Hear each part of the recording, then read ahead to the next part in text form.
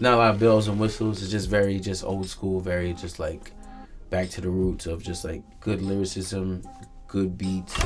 What I gravitate to is the feeling, like when I can feel what the artist is saying, and like you can't deny that feeling. I feel like hey, what's going on, people? It's Buddy Lofton, Buddy 3 times, Buddy Van Gogh. You're watching Artist Spotlight with Branch Out Visuals. Let's get it.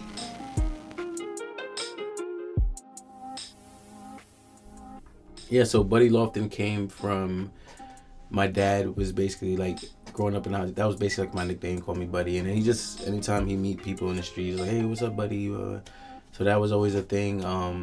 So I had the name Buddy, and then Lofton kind of was. I was watching an episode of Wayne's Bros one day, and they had Kenny Lofton on, and Kenny Lofton is like baseball player that was in the '90s or whatever. Great baseball player, and it just for some reason it just clicked. Like it was like Buddy Lofton, and that's basically I just put that together. I just liked it. It sounded to me like an old school type of vibe, like that old school lounge singer type of vibe, where it's just like Buddy Lofton. So it just to me it just sounded like a cool name that just kind of represented like what I was trying to present to the world.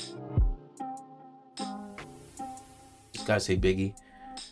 Biggie was like one of the like first artists that I seen growing up, and I was like, this guy is just cool. It was just like, it might have been like Diddy's work of like how the bright lights, and as a kid, it was just like so cool to see all the glitz and glamour, and like this guy was just like so smooth rapping, and like that was like the first song. I remember he like one of the first songs that I actually like tried to like memorize and like let me hear.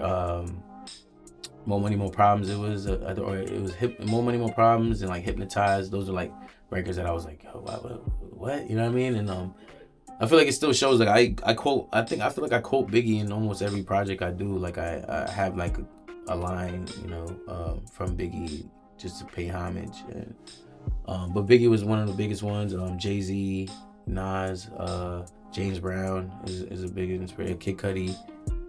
I have like a bunch of people, Michael Jackson, just artists that really like Whitney Houston, like just any artist that just really is just special and just had that like, something that, you gravitated towards them, and it was just like that star power. Like, wow, like what I gravitate to is the feeling, like when I can feel what the artist is saying, and like you can't deny that feeling. I feel like any song that you connect to, it always automatically brings you back to like that moment when you first heard it, or like when you was going through something, like, oh wow, you know what I mean? So those artists are like special to me because I feel like they each can do that. Like you could hear a song and they have it's almost like a soundtrack to your life, where it's like you hear certain songs and it brings you back to a certain moment in your life, and blah blah blah. So it's crazy. I mean, right now it's not even a musician, but I'm gonna say like Patrice O'Neil is like a comedian, because I think that would be crazy. Like I always he's one of my favorite like inspirations too. Like when his fearlessness and like the way he just broke things down and explained things from his point of view. I would like to have him on a skit. That's just right now. Like, did you just ask me? I'm just like, I don't know, Patrice O'Neil right now. I would want him that like, kind of almost like Morgan Freeman, my album, like just kind of after every song have a little skit or just something breaking down what the song's about or something. But I think that would be dope. For like, he's definitely one of my, I think, top 3 comedians that I enjoy.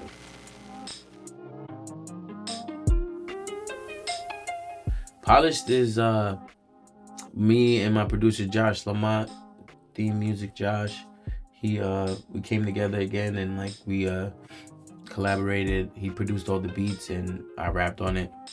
Polished is me standing on my music, and just I'm at a point in my career, like I said, polished is just like something that it's not an in your face type of sound, where it's like not a lot of bells and whistles. It's just very just old school, very just like back to the roots of just like good lyricism, good beats.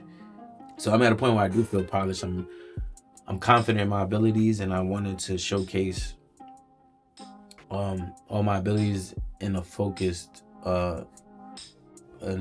arena of like 7 songs, where it's just like, all right, each song is kind of representing a different type of nostalgic moment, or from my life, from Josh's life, or whatever, those sounds that kind of we grew up to, and we put it in a 7-song format. Polish is just a culmination of that. Like, where our last project, No Recess, is kind of like the polar opposite. It's a polar opposite, and where it's like No Recess is more hype and like in your face and like raw, and I feel like this is, like I said, polished, like just very like clean and like well thought out, and just very like, yeah. I'm very proud of the project because it's like stand on it music, like where yeah, I'm gonna be the biggest star in the world. No, let me like, you gotta speak shit into existence. I like that question. That's a interesting question. I feel like that's a question that always like evokes something, you know what I mean, out of everybody, even the person hearing it, because it's, you know what I mean. But I think, like I said, I'm on a path of just like, I know what I want out of life, and I know how I want to live my life, and I know I am taking steps to achieving that. So I want to be able to be like just self-sufficient, just completely off like my music or whatever I want to create, be able to have like avenues to get those done, and like I want to be established in that, like in that field of just like, what I do, like, you know what I mean, if you're calling me up, like, you're gonna get good work, you're gonna, you know what I mean, I just want to be respected in my craft, and everything that I choose to do or whatever. So in 5 years, yeah, I want to be successful. I'm gonna be successful. I'm gonna be like just really just expanding the brand, like just really knocking on different countries' doors, and like tell them like, yo, I'm Buddy Lofton, like I'm really just trying to be on that like level of books. What's that? No, I'm joking. Nah, that's joking. That's joking. Of course. Nah, I've been reading The Fifth Agreement. It's like the sequel to The Fourth Agreement. I think his name is Don Miguel Ruiz.